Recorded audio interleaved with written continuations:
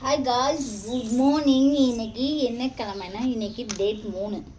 எங்கள் வீட்டில் இன்னைக்கு என்ன ஸ்பெஷல் அப்படின்னு பார்த்தீங்கன்னா, மார்னிங்கில் நமக்கு சோறு தாங்க முக்கியம். டிஃபன்லாம் அடுத்த ஐட்டம். நானே சமைச்சிட்டேன், ஓகேங்களா. தக்காளி சூப்பு.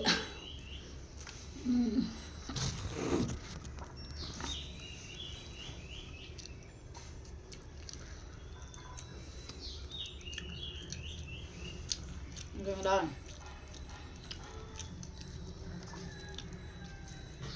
இங்கே பாருங்க, எல்லாம் இப்படி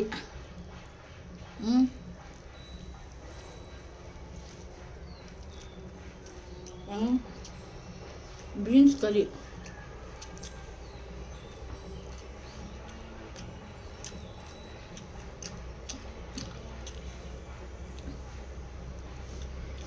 காலையிலே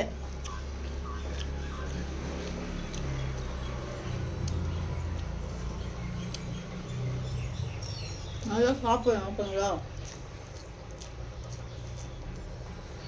நானே தான் செஞ்சேன் மக்களே.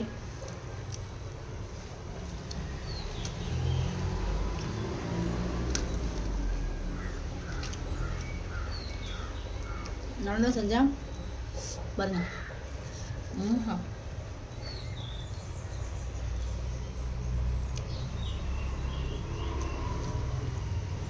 எனக்கு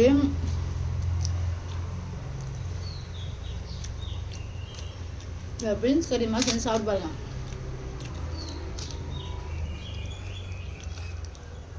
டேஸ்ட்டு வேற லெவலில் இருக்கும்.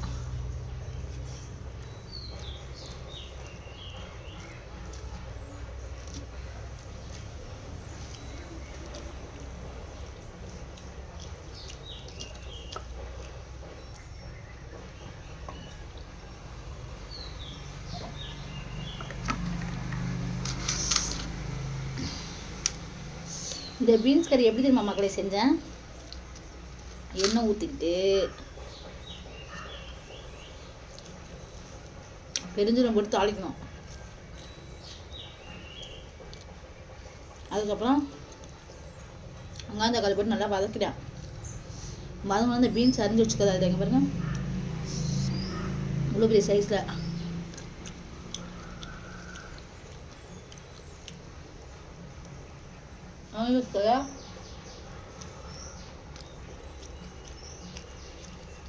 அதை போட்டு இல்லை வதக்கிப்பிய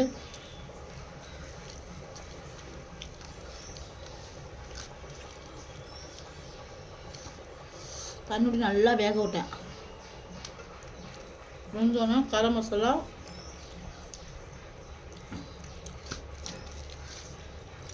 மிளகாத்தூள் சரிங்களா. வெந்தோன்னா நல்லா கரம் மசாலா மிளகாத்தூள் போட்டு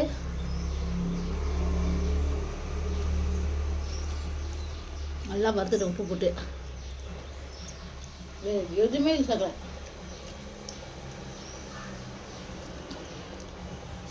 இந்த தக்காளி சூப்புங்கிறது இதுவும் எப்படி தான் வைக்கணும், வெங்காயம் தக்காளி நல்லா தண்ணியில் வேக வச்சுக்கணும். குறிப்பாக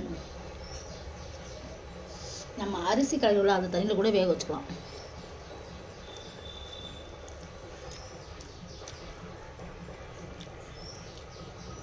வேக வச்சு நல்லா இறக்கி வச்சணும்.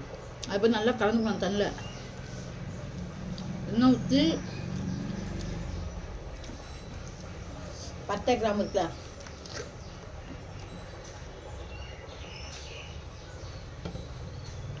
அந்த பட்டை கிராம்பு பெருஞ்சீரகம், பூண்டு, கருவேப்பிலை எல்லாம் போட்டு தாளிக்கணும், ஓகேங்களா.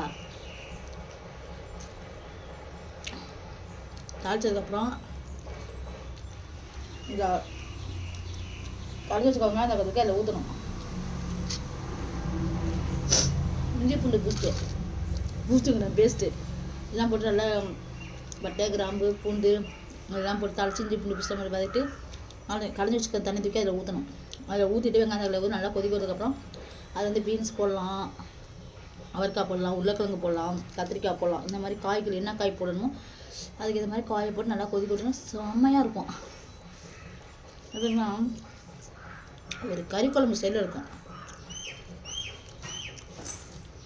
சரி, எனக்கு ஏதோ வர்றது மாதிரியே ஒரு ஃபீல் ஆகுது தேலி பூராலாம் வரனால.